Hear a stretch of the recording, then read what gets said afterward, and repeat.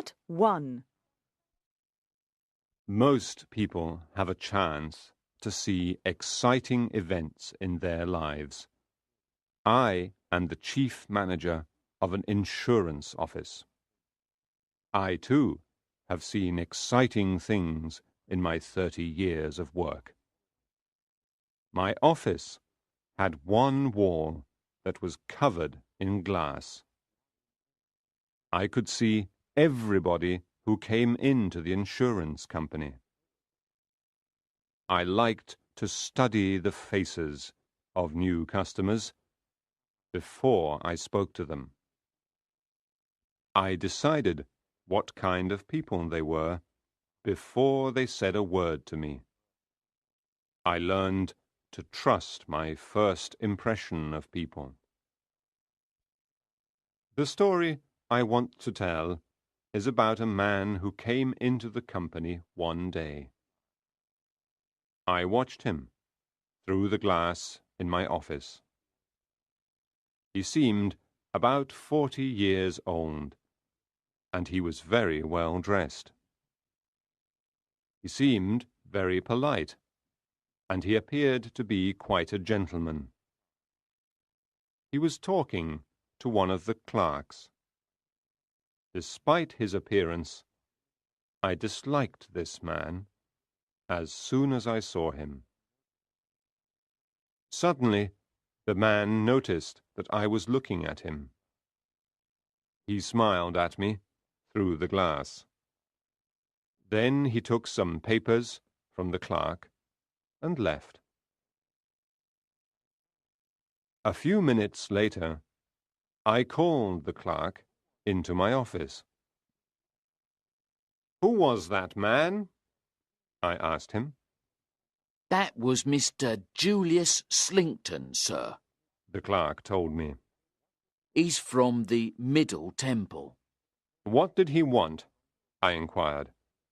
"He wanted one of our insurance forms." The clerk replied. "He said that a friend of yours recommended this company." "He knew my name then, did he?" "Oh, yes, Mr. Sampson. The clerk confirmed. He knew your name." About 2 weeks later, I went to have dinner with a friend of mine. One of the other guests was Mr. Julius Slinkton. He was standing near the fire. He noticed me, and he asked our host to introduce him to me. Our host quickly brought him over. The three of us began to talk. "I thought you knew Mr. Sampson already," our host said. "No," Mr. Slinkton told him. I followed your advice. I went into the insurance office, but I didn't speak to Mr. Sampson. I didn't want to disturb him. "Did you come to the office to take out an insurance policy?"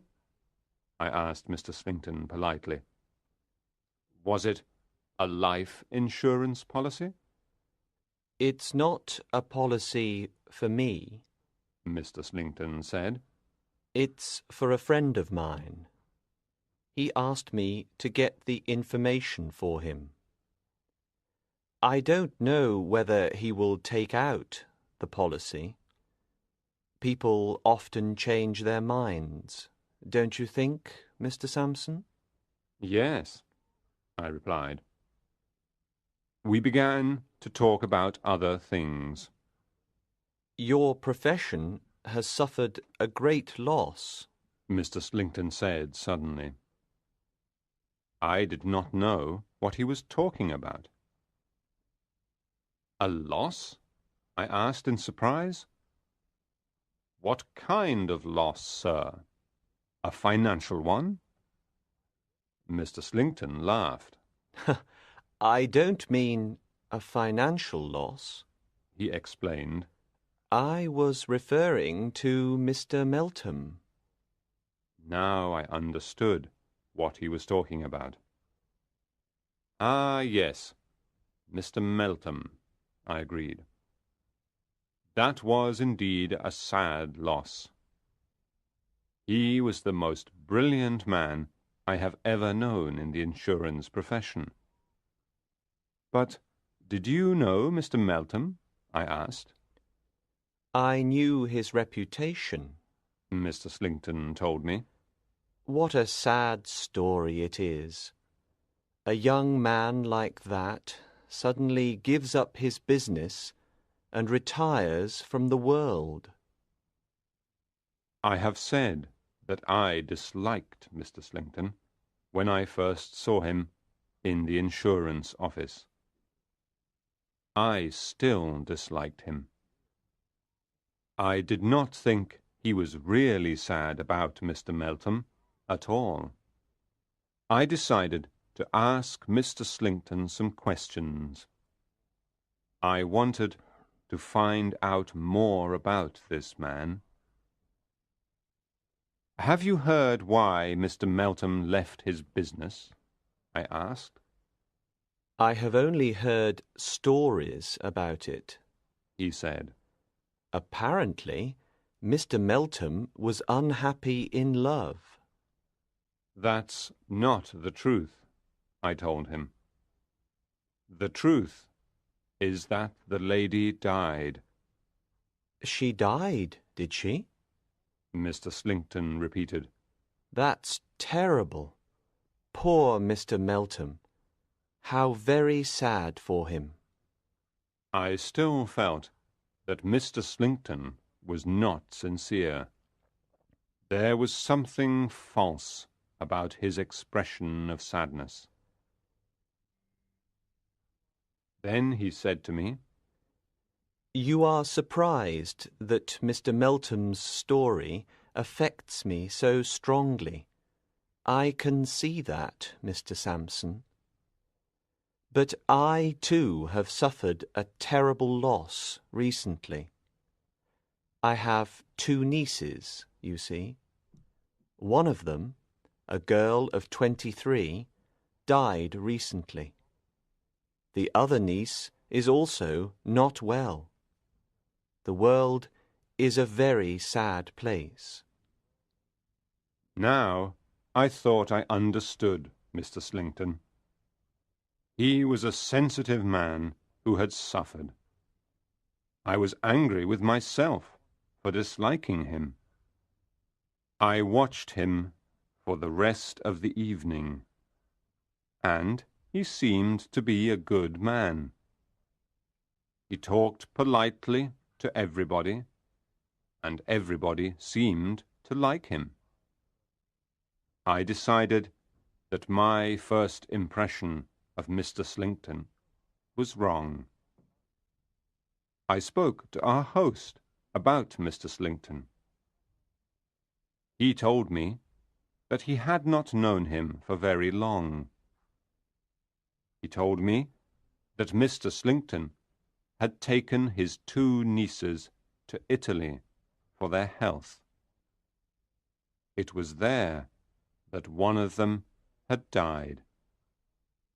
He had returned to England afterwards with his other niece. Now I felt that I understood Mr. Slinkton. I was deeply ashamed of my previous distrust of him. Part 2. 2 days later, I was sitting in my office as usual. I saw Mr. Slinkton come into the outer office. As soon as I saw him, I disliked him again. Mr. Slinkton waved cheerfully at me and came into my office. I have come back, He said, because I want to find out what my friend has done with the insurance forms. I want to know whether he has sent them back to the company. His family are worried about him, you see. They want him to buy a good insurance policy. Perhaps I can help, I said. What is your friend's name, Mr. Slinkton? I asked him. Beckwith. He told me. I called the clerk into my office. I asked him to find out if a man called Beckwith had started an insurance policy with the company. The clerk searched through his files for a moment, and then he brought me some papers. Yes, Mr. Sampson. He said. We received these forms from Mr. Beckwith. He wants a policy for £2,000. And he has asked Mr. Slinkton to write a reference for him. Me? Cried Mr. Slinkton in surprise. He thought for a moment. But of course I can do that for him. Mr. Slinkton sat down in my office and wrote the reference for Mr. Beckwith. He left the forms in my office, said goodbye politely, and then left. Mr. Slinkton was not my only visitor that day. Very early that morning, someone else had come to see me at my house. The visit was a very private one. No one knew anything about it at all. Mr. Beckwith's insurance policy began in March. I did not see Mr. Slinkton again for 6 or 7 months. I went to Scarborough in September, and I saw Mr. Slinkton walking on the beach there. It was early evening, and he greeted me warmly. Mr. Slinkton was with a young lady. He introduced me to her, explaining that she was his niece. Her name was Miss Niner. I looked at her carefully. I was sorry to see that Miss Niner did not look very well at all. As we walked along the sand, Mr. Slinkton pointed to some tracks in the sand. He laughed. Ha ha ha, your shadow has been here again. He joked to Miss Niner. Shadow? What shadow? I asked. My uncle is joking, Mr. Sampson, She explained. There is an elderly gentleman here in Scarborough. He travels around in a hand carriage. I see him so often that my uncle calls him my shadow. As she was speaking, we saw the old man's hand carriage come into sight. There was a frail old man inside. As the carriage was passing us, he waved his arm at me. He called to me by name. I went to see what he wanted. I was away from Mr. Slinkton and Miss Niner for about 5 minutes. My niece is very curious, Mr. Slinkton told me when I rejoined them. She wants to know who her shadow is. His name's Major Banks, I told him. He's a very rich man, but a very sick one. He's just been telling me what pleasure you both give him. He says it's obvious that you are very fond of one another. It's true, we are very close. Mr. Slinkton said very seriously. We are alone, you know, since Margaret died. Miss Niner looked sad at her uncle's words. The memory of her sister was clearly still very painful to her. Suddenly, she sat down near a rock on the beach. She was pale. Mr. Slinkton walked away from us. He, too, seemed very upset by his memories. Miss Nina began to tell me about her uncle. She said he was a very good, kind man. She told me that she knew she was going to die soon. She was worried about what would happen to her uncle when she died. I saw the hand carriage coming back towards us along the sand as she was talking. Suddenly, I interrupted her. "Miss Nina," I said urgently, "I have something to tell you. You are in great danger. You must come with me and talk to that man in the hand carriage. Your life depends on it." Miss Nina was very shocked by my words. I walked with her to the hand carriage before she had time to object. I did not stay there with her for more than 2 minutes. Within 5 minutes, I saw her walking up the beach with a grey-haired man. He had a slight limp. I knew that she was safe with that man. I went back to the rock and sat down. Mr. Slinkton came back soon afterwards. He was surprised that his niece had gone. We talked for a few minutes.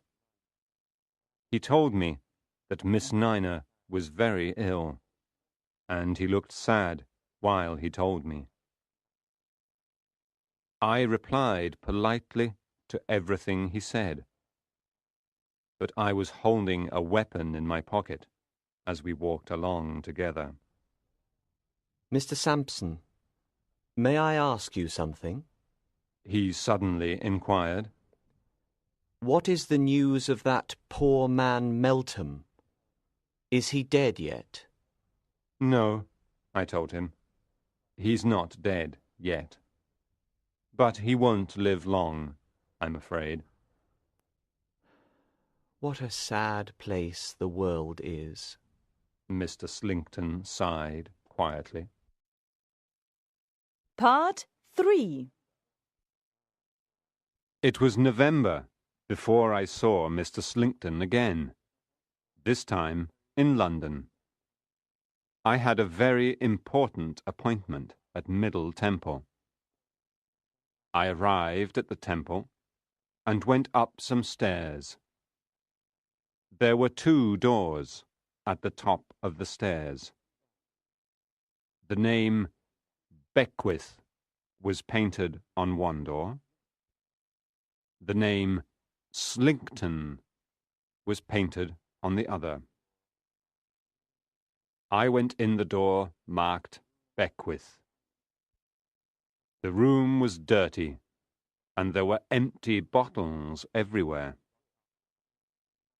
A young man got up when I entered. He walked very unsteadily, and he seemed drunk. "Slinkton's not in yet," he said loudly. "I'll call him." He went into the corridor and began to shout loudly. "Hey, Julius! Come in here and have a drink," he called. Mr. Slinkton came into the room. He was very surprised to see me. "Julius, this is Mr. Sampson. Beckwith introduced us. Boil the brandy, Julius, he said. He gave Mr. Slinkton a filthy saucepan. Come on, boil the brandy the way you usually do. Mr. Slinkton was embarrassed at my presence in the room. I could see. "How is your niece, Mr. Slinkton?" I asked him quietly. I am sorry to say my niece has left me, he replied. She went away without a word of explanation. Beckwith held out the saucepan once more. Boil the brandy, Julius, he repeated.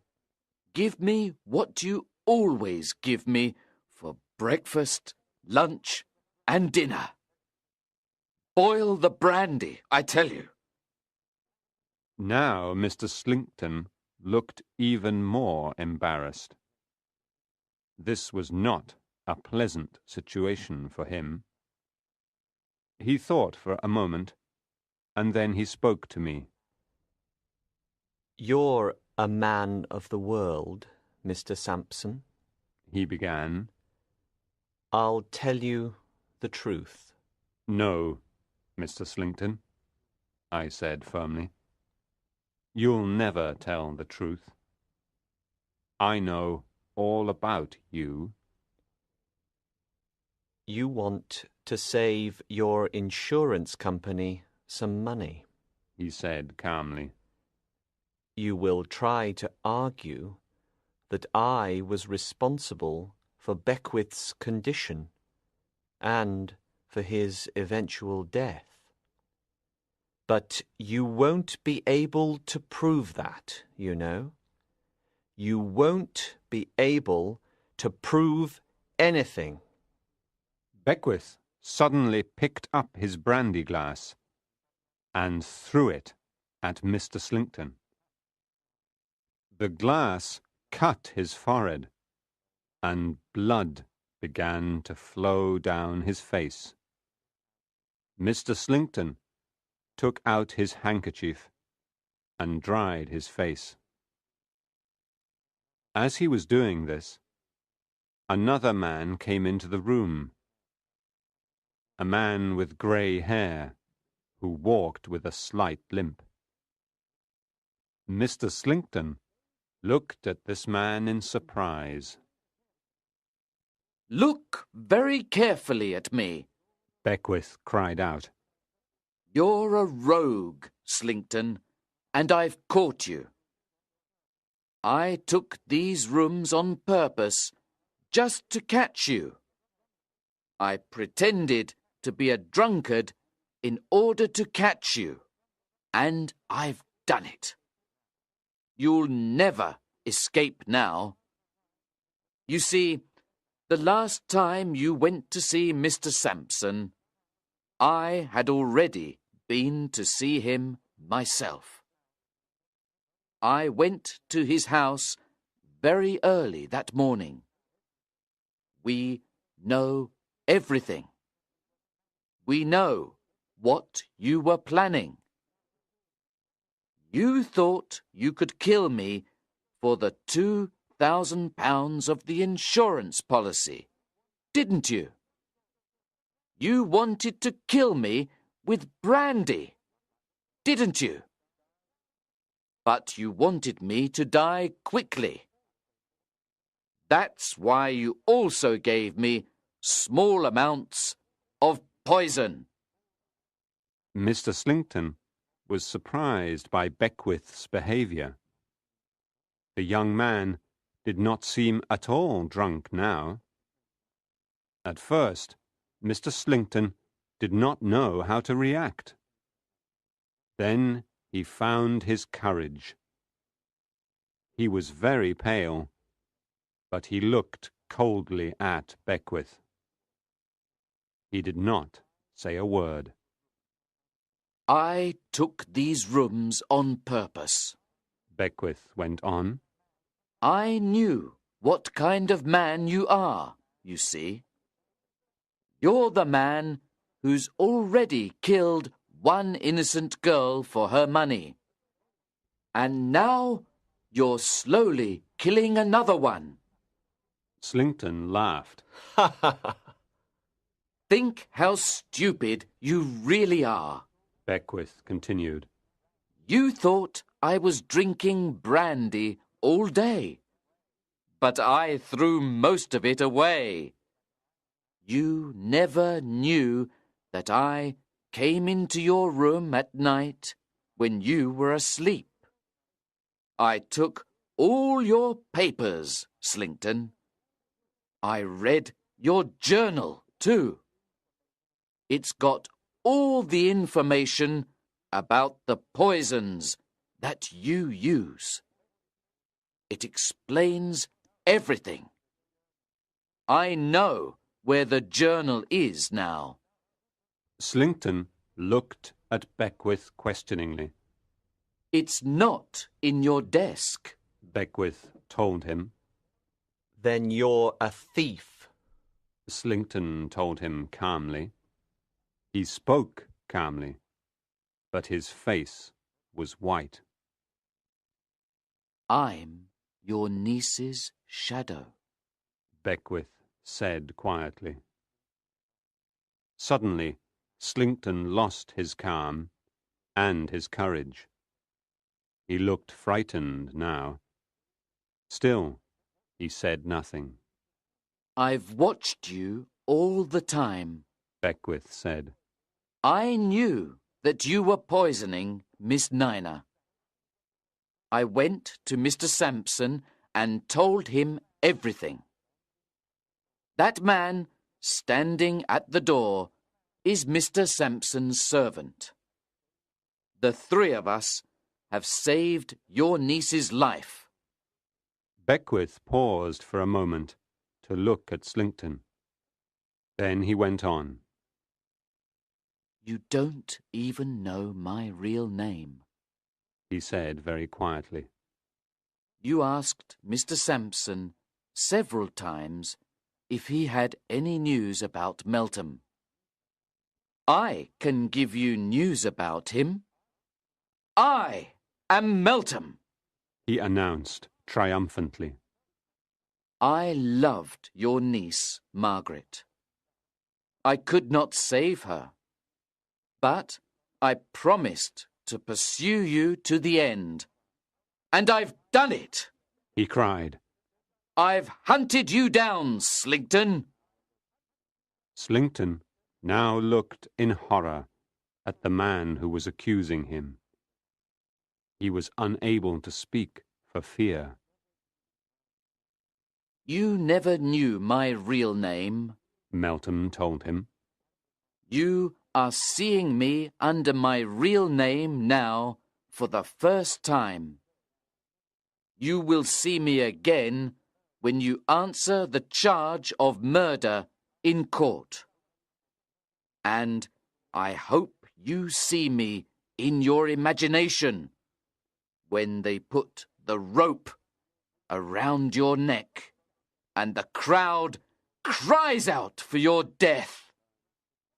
Slinkton turned quickly away from us for a second and put his hand to his mouth. The room suddenly filled with the smell of some chemical. Slinkton gasped, ran a few steps, and fell to the floor. He was dead. Meltham and I made sure that Slinkton was dead. Then we left the room together. I have done what I promised to do. Meltham said sadly to me. My life is ended now. I did everything that I could to help him. But the poor man died a few months later.